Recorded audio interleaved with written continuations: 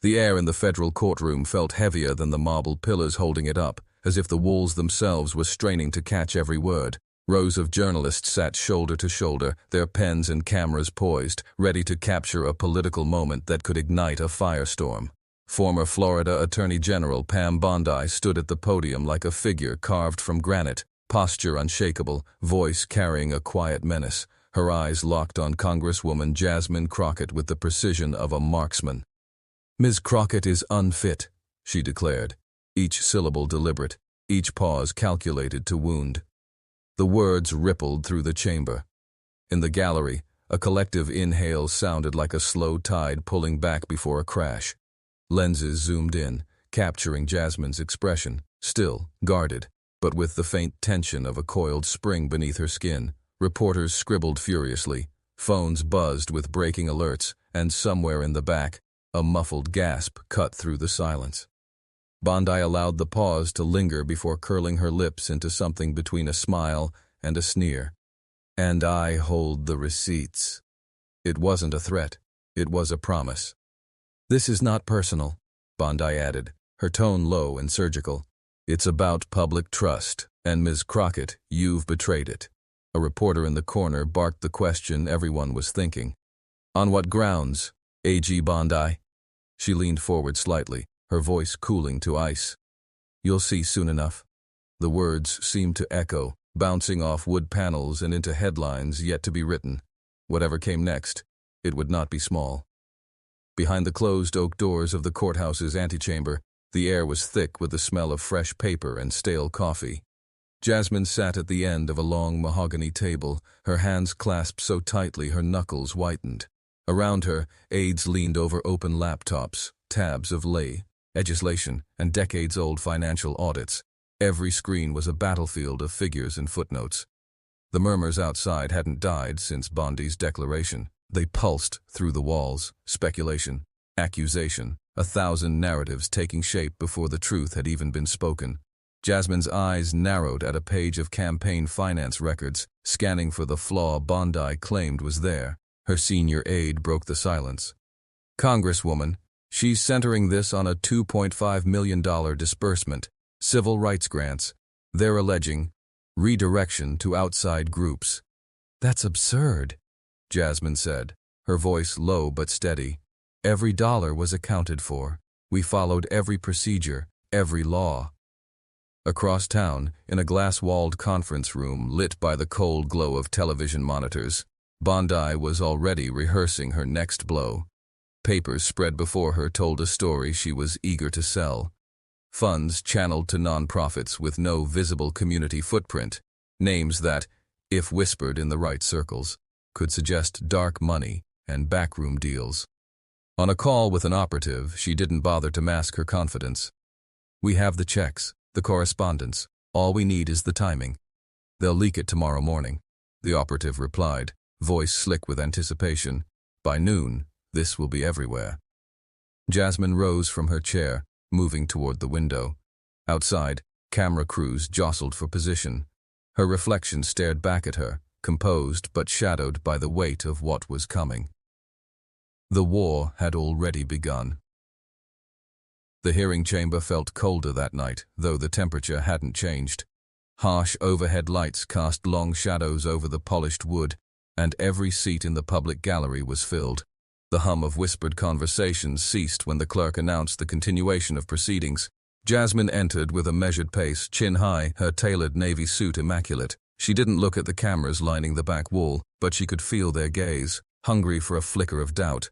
Bondi was already seated at the opposite table, her stack of documents fanned out like a deck of cards she couldn't wait to play. An auditor, middle-aged with rimless glasses and a voice steady from decades of testimony, took the stand. "Our review of the grant dispersals revealed a chain of $2.5 million in payments to entities whose mission statements are unclear." The gallery shifted uncomfortably.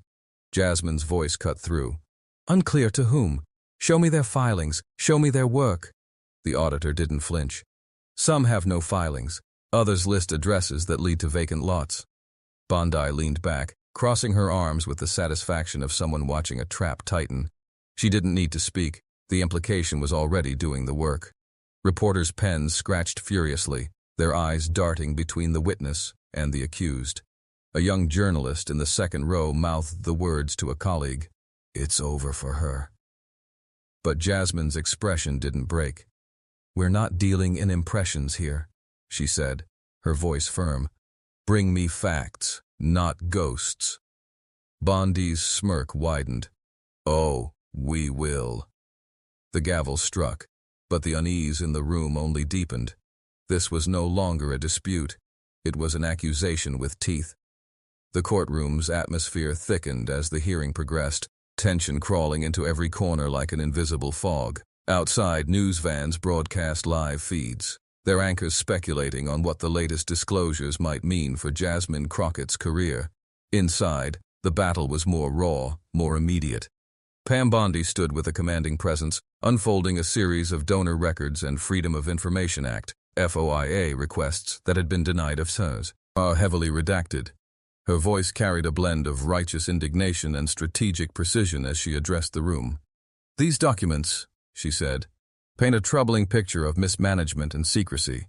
Grants meant for civil rights advocacy redirected to entities with murky ties that suggest conflicts of interest and covert agendas." The room buzzed quietly.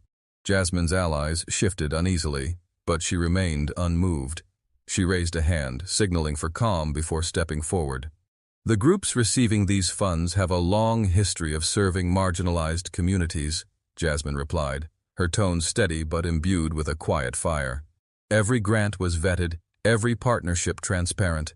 I challenge anyone to provide evidence otherwise." A reporter in the front row raised his voice. "Congresswoman Crockett, are these groups tied to your campaign or personal interests?" Jasmine's gaze sharpened. "No," she said firmly. "They operate independently with no financial ties to my office or campaign." Bondi responded with a thin smile, the kind that suggested she had already anticipated this defense. "You'll forgive my skepticism. History shows us how often such independent groups are used as fronts." As the dialogue unfolded, the weight of political power plays became apparent. Behind Bondi's accusations lay a strategic effort to unsettle Jasmine's base, to cast doubt on her integrity without providing conclusive proof. Yet the shadows cast by the conflict of interest whisper were enough to sow mistrust among undecided observers. Meanwhile, Jasmine's team scrambled behind the scenes, assembling documentation and testimony to reaffirm transparency. Staff members exchanged rapid-fire emails and phone calls, pulling records and preparing rebuttals. Jasmine's voice echoed through the chamber again, this time with a deliberate emphasis. "We stand on the foundation of justice and truth. Accusations without evidence only distract from the real work we do, fighting for those who have been silenced." The tension was palpable. This was no longer a debate about numbers. It was a war for perception, for moral authority. Bondi nodded slowly, her expression unreadable. "We shall see," she said softly, eyes locked with Jasmine's. As the hearing recessed for the day, the courtroom emptied, but the atmosphere remained charged. Reporters gathered in small clusters, speculating on the next move, while viewers at home awaited the next explosive revelation. Outside, Jasmine took a moment alone, her breath visible in the crisp air. The weight of public trust pressed heavily, but beneath it a steely resolve glinted. The war of words was far from over, and the real battle was just beginning. The next morning, the courtroom buzzed with anticipation. The media circus had only intensified overnight. Headlines proclaiming "Scandal rocks Congress" and "Is Jasmine Crockett hiding something?" flashed across screens and newspapers. Inside, the atmosphere was electric, a mix of determination, anxiety, and raw political theater. Pam Bondi returned, her confidence sharpened like a blade. She unfurled a new set of documents before the judges and the watching public. Emails, internal memos, and snippets of conversations, peppered with cryptic phrases. Priority reallocation, urgent realignment, discretionary adjustments. The language was vague but suggestive, designed to evoke suspicion without delivering outright proof. Legal analysts in the gallery whispered among themselves. "Technically, no laws were broken," one muttered, "but the optics are devastating." The distinction hung heavily in the air, a thin line between legality and moral ambiguity that politicians often walked and sometimes fell off. Jasmine stood, poised but visibly weary. She addressed the courtroom with a voice steady but charged with quiet frustration. "I acknowledge the concerns raised by these documents, but I assure this court and the public, all funds were used in accordance with the law and for the benefit of those we serve. The phrases you highlight are administrative shorthand, not evidence of wrongdoing." She glanced toward her legal team, who nodded reassuringly. "Transparency and accountability are the pillars of my work. If there are questions, we welcome them, but let us not confuse bureaucratic jargon with corruption." Bondi's expression hardened. "Words can be twisted to defend any narrative," she countered, voice low but forceful. "When millions are at stake, trust is not given lightly." The judges exchanged glances, aware that the trial was as much about public perception as legal fact. This was a battle for hearts and minds, unfolding in the court of law and the court of public opinion simultaneously. Outside the courtroom, supporters of Jasmine rallied, holding signs and chanting for truth and justice. Opponents seized the moment to fan flames of doubt, their voices rising in protests, demanding accountability. In a brief recess, Jasmine met with her closest advisors. "We need to sharpen our message," she said firmly. "The public has to see the full picture, not just the fragments Bondi chooses to reveal."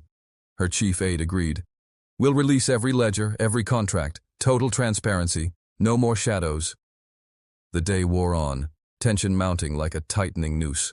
As Bondi prepared to present her next move, Jasmine steeled herself for the next round, knowing that in this fight, every word, every glance, could tip the balance. The courtroom was no longer just a place of law. It was an arena where justice, politics, and raw human drama collided, and where the truth fought desperately to emerge.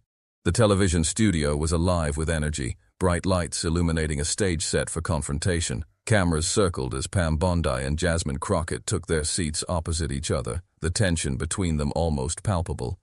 The moderator's voice cut through the charged atmosphere, welcoming viewers to a town hall that promised to be a defining moment in the scandal's unfolding saga.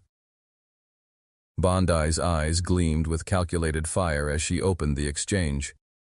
"The American people deserve answers," she said, voice firm and unwavering. "We're not just talking about misplaced funds. We're talking about a betrayal of public trust. Congresswoman Crockett's administration has repeatedly dodged transparency, hiding behind legalese and half-truths." Jasmine met her gaze without flinching, voice steady but passionate. "This isn't about dodging anything. It's about standing firm for the marginalized communities whose lives are at stake. I've laid out every document, answered every question. The real betrayal is in spreading misinformation that distracts from the work we do." The audience, a mix of supporters, skeptics, and undecideds, shifted in their seats, murmurs rising and falling like waves. Cameras caught every flicker of expression, Bondi's subtle smirk, Jasmine's unwavering composure, the moderator's cautious attempts to keep the dialogue civil. Bondi leaned forward, lowering her voice for emphasis. "This is Washington at its worst. Secret money, private agendas, and special interests dictating policy. The public has a right to demand more than empty assurances." Jasmine's response was swift, eyes flashing. "We demand accountability, yes, but we also demand fairness. Accusations without evidence erode trust in the very institutions we fight to improve." The crowd erupted in a mix of applause and skeptical murmurs. One attendee shouted, "Tell us the truth!" Jasmine nodded, solemnly. "The truth is on the record. If you seek it, you will find it." Behind the scenes, advisors on both sides monitored social media, where hashtags exploded and debates ignited.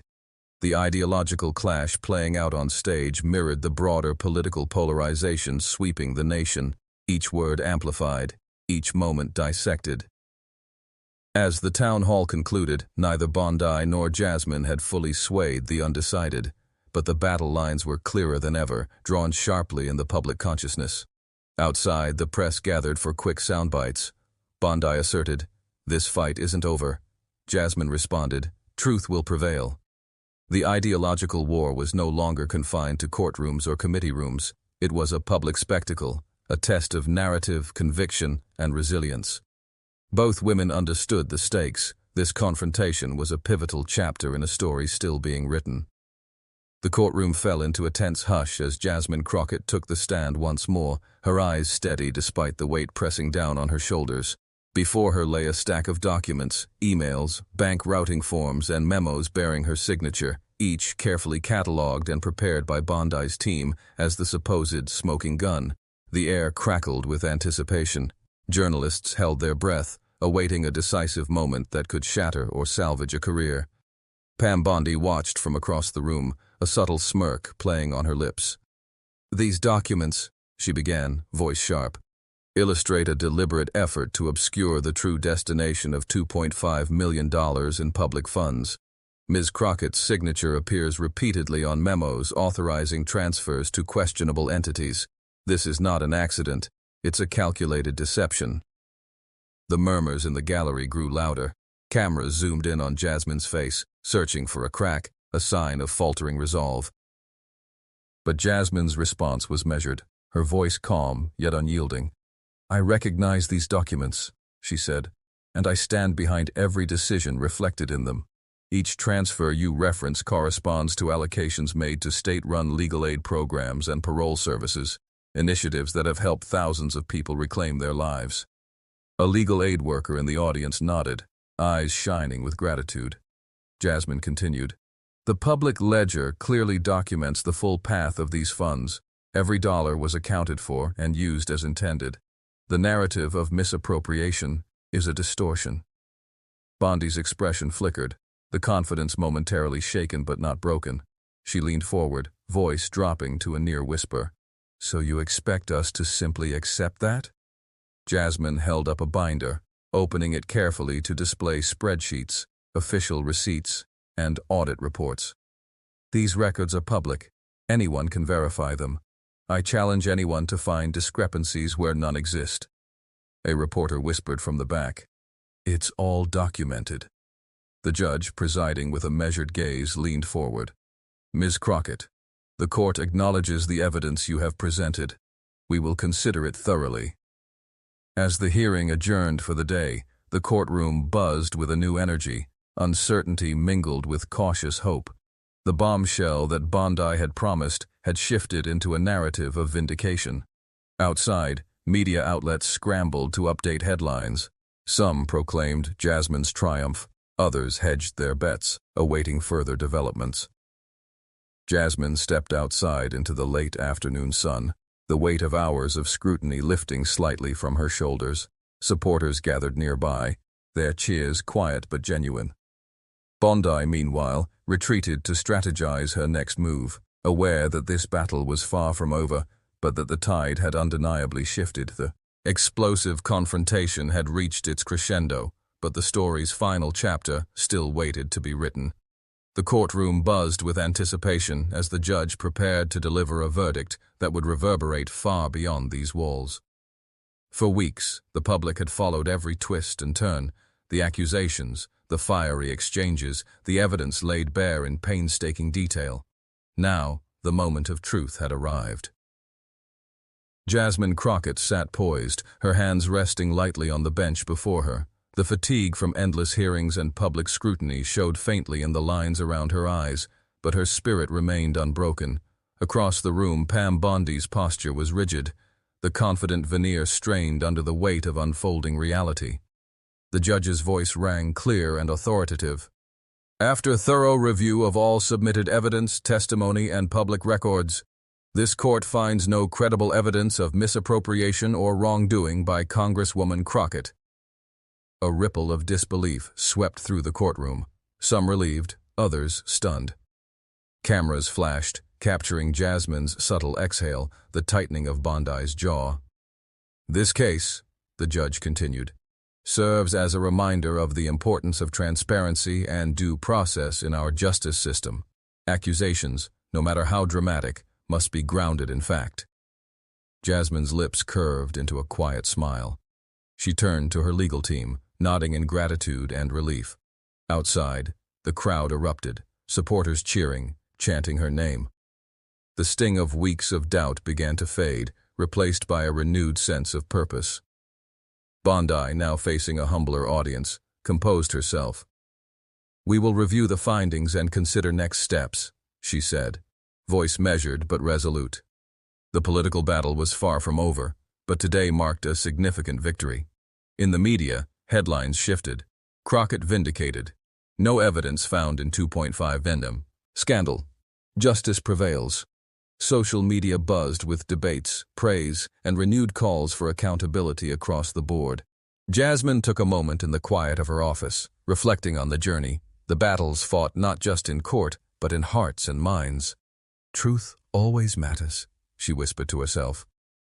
Her team began planning next steps, how to leverage this victory into greater community impact, how to rebuild trust fractured by suspicion. As the dust settled, it was clear that justice had won this round, but the story was far from finished. The political arena, with all its shadows and lights, awaited the next chapter. And for Jasmine Crockett, the fight for truth, transparency, and justice would continue, stronger, sharper, and more determined than ever. Weeks had passed since the courtroom drama had unfolded, but the echoes of that battle still lingered in the air. Jasmine Crockett moved through her community with renewed vigor, her presence a beacon for those who had stood by her through the storm and for those still searching for hope. The scandal that had threatened to unravel her career had instead forged a deeper connection between her and the people she served. At a local legal aid clinic, Jasmine listened intently as volunteers described recent cases, families reunited, wrongful convictions overturned, children protected from systemic neglect. Each story was a testament to the impact of the funds once questioned in the scandal. She smiled softly, feeling the weight of responsibility and the power of resilience. Meanwhile, Pam Bondi's political influence waned. Pundits debated whether her aggressive tactics had backfired, painting her as a political opportunist rather than a crusader for justice. Behind closed doors, Bondi's team worked quietly to recalibrate, but the damage was visible in public opinion polls and eroding support. In a candid interview, Jasmine addressed the scandal head-on. "Transparency is not just a policy, it's a commitment to the people," she said, her voice steady and sincere. "We released every ledger, every contract, because the public deserves to see the truth laid bare. Trust is earned through openness and accountability." Her team launched a new initiative, a digital platform providing real-time updates on funding and project outcomes. The response was immediate and enthusiastic. Donations surged, volunteers flooded in, and community events swelled with energy. A community leader approached Jasmine after a town hall meeting, shaking her hand with genuine warmth. "You brought clarity when we needed it most. Your fight is our fight." Jasmine's reply was simple yet profound. "I'm only as strong as the people I serve." The media narrative had shifted. Where once headlines shouted scandal and suspicion, now they celebrated resilience and leadership. Bondi's gambit, designed to tarnish, had instead spotlighted Jasmine's unwavering dedication. As the sun set over the city skyline, Jasmine stood on the steps of the courthouse where it had all begun. The battle had been fierce, the stakes high, but the outcome was clear. Justice, true justice, had prevailed. And in the quiet that followed, a new chapter was already unfolding, one of hope, transparency, and an unbreakable commitment to the people.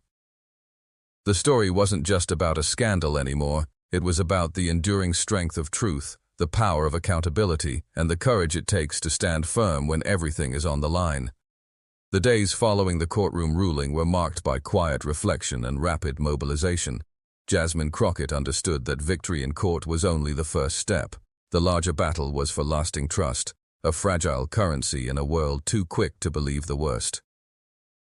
At a community center, Jasmine held an open forum. The room was filled with activists, local leaders, and residents who had followed the case closely. Her voice resonated with the authenticity as she spoke. "This ordeal has tested more than just my career. It tested the faith that people place in their representatives. That faith must be earned every day." Questions came quickly, ranging from concerns about future oversight to demands for stronger ethical standards. Jasmine listened carefully, acknowledging the fears and skepticism. Transparency is not optional, it is a responsibility. We're implementing new protocols for real-time financial reporting, making everything accessible online. A young activist raised her hand. How will you ensure this never happens again? Jasmine's answer was clear and firm. By empowering the community to hold us accountable. No closed doors, no hidden agendas. Meanwhile, Bondi's team grappled with the fallout. Political commentators dissected the fallout of her aggressive campaign. Some argued she had exposed important questions. Others saw a reckless gamble that had undermined her credibility. Social media was awash with memes and debates, a sign that the political theater had entered a new phase. Jasmine's office doubled down on outreach, hosting workshops on civic engagement and financial literacy. Each event was a step toward healing wounds opened by suspicion and misinformation. The effort wasn't merely about optics, it was about restoring democracy's foundations. As night fell over the city, Jasmine sat at her desk reviewing emails from constituents, stories of renewed hope, and messages of thanks. The fight was far from over, but this chapter had closed with more than just legal vindication. It closed with a promise of change. Months later, the city was transformed by the ripple effects of the scandal and its resolution. Jasmine Crockett's commitment to transparency had inspired other elected officials to adopt similar practices. A new wave of political engagement surged, fueled by a collective demand for openness and justice. At a public ceremony, Jasmine was honored by a coalition of civil rights organizations. As she accepted the award, she reflected aloud, "This recognition isn't just for me. It's for every person who stood up when it mattered most. It's for every voice that refused to be silenced by fear or falsehood." The scandal, once a shadow threatening to consume her, had become a catalyst for broader reform. Her digital transparency platform was now a national model, replicated by multiple states seeking to rebuild trust in government institutions. Bondi, though quieter now, remained a vocal figure in politics, her tactics scrutinized, but her influence undiminished. The rivalry between the two women evolved into a symbol of the complex interplay between power, accountability, and the pursuit of justice. Back in the community, Jasmine walked through neighborhoods where her policies had made tangible differences. Schools improved, legal aid expanded, and grassroots organizations empowered. Children waved as she passed, their eyes bright with possibility. Her closing words to a gathered crowd echoed with conviction. "Justice is not a destination, it is a journey. We walk it together, step by step, with courage and clarity." As the sun set over the horizon, the story of Pam Bondi and Jasmine Crockett stood as a testament to the resilience of truth in a turbulent world, a reminder that even amid scandal and strife, the fight for justice could prevail. The curtain fell not on conflict, but on hope. The public spotlight never truly dimmed for Jasmine Crockett, even after the courtroom victory and the renewed wave of community support. If anything, the battle had sharpened her resolve, casting a long shadow that challenged her every move. The political arena had evolved, less about personal vindication, more about systemic change and lasting legacy. At a bustling press conference, Jasmine addressed a sea of reporters, cameras flashing like storm-lit thunder. She spoke with measured confidence, weaving together themes of accountability, justice, and the urgent need for reform. "Our work is far from over," she declared. "This moment calls for more than defense. It demands transformation." Behind her, community leaders nodded in agreement. The legal aid clinics, once on shaky financial footing, now flourished under her watchful eye and transparent stewardship. New legislation aimed at tightening oversight of nonprofit grants was moving swiftly through Congress, propelled by the energy born from the scandal. But the opposition remained vigilant. Pam Bondi, her political ambitions undimmed despite recent setbacks, unveiled a new strategy aimed at shifting the narrative. In an exclusive interview, Bondi warned of unchecked power and dangerous complacency, portraying herself as the voice of caution amid rapid change. The duel of narratives, hope versus skepticism, progress versus caution, played out across news channels and social media platforms, captivating a nation grappling with questions of trust and governance. In quieter moments, Jasmine met with her advisors to plan the next phase. expanding community outreach, enhancing transparency tools, and fortifying alliances across party lines. She understood that true leadership meant navigating not just legal battles, but the intricate dance of public perception and political will. At a town hall, a young constituent asked pointedly, "How do you stay true to your principles when the pressure is so immense?" Jasmine smiled, a mix of exhaustion and determination in her eyes. "By remembering who I serve. Every challenge is a test of commitment, to justice, to truth, and to the people." The city buzzed with renewed energy. Grassroots organizations mobilized, voter registration drives surged, and conversations about ethics and governance took center stage. The scandal had ignited more than controversy. It had sparked a movement. As dusk settled, Jasmine stood on a rooftop overlooking the city she had vowed to serve. The skyline glittered with possibility, a reminder that even in darkness, light found a way through. The fight that began with accusations and shadowy figures had evolved into a crusade for integrity and hope. And though the road ahead promised more battles, Jasmine Crockett was ready, undaunted, unyielding, and unwavering. Her story had become more than a political drama. It was a testament to the power of resilience and the enduring quest for justice in an imperfect world. The courtroom was quieter now, the frenzy of headlines and heated debates having settled into a steady undercurrent of public scrutiny. Yet, beneath the calm surface, the ripples of the $2.5 million scandal continued to shape political conversations, pressuring institutions to reckon with transparency like never before. Jasmine Crockett's presence had become a symbol, not just of survival, but of accountability in action. At a packed university auditorium, she addressed a crowd of eager students and activists, her voice steady and earnest. "Leadership is not about avoiding mistakes," she told them. "It's about owning them, learning, and moving forward. This scandal tested that in every way, and I stand here today committed to making government work for the people, not for politics." The audience erupted in applause, a mixture of hope and resolve filling the room. Her words echoed a broader truth, that real change required courage, humility, and relentless effort. Behind the scenes, Jasmine's legislative team worked tirelessly on a bill aimed at reforming grant oversight at the federal level, introducing new transparency mandates and tighter audit processes. The bill, born from the ashes of controversy, sought to prevent future misuse of public funds and rebuild public trust. Opposition voices still challenged the bill, citing concerns about bureaucracy and governmental overreach. Bondi's camp fired warnings of heavy-handed policies that could stifle non-profit innovation, framing themselves as defenders of freedom from excessive regulation. The political tug-of-war underscored a deeper dilemma, the balance between accountability and autonomy, vigilance and trust.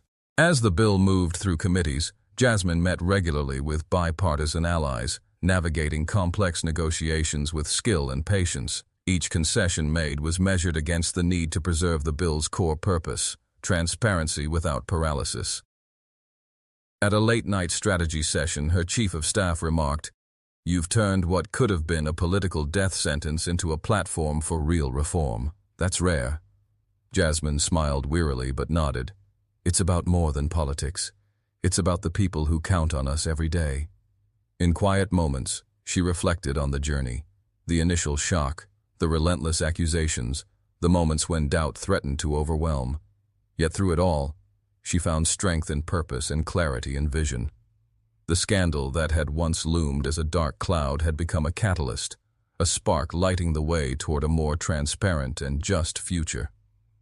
As the sun set on the city skyline, Jasmine Crockett stood poised at the crossroads of history, ready to lead not just with words, but with lasting action. Her fight was far from over, but the path ahead was clearer than ever, a testament to resilience, integrity, and the enduring power of truth. The weight of the scandal had not fully lifted, but Jasmine Crockett was no longer defined by it.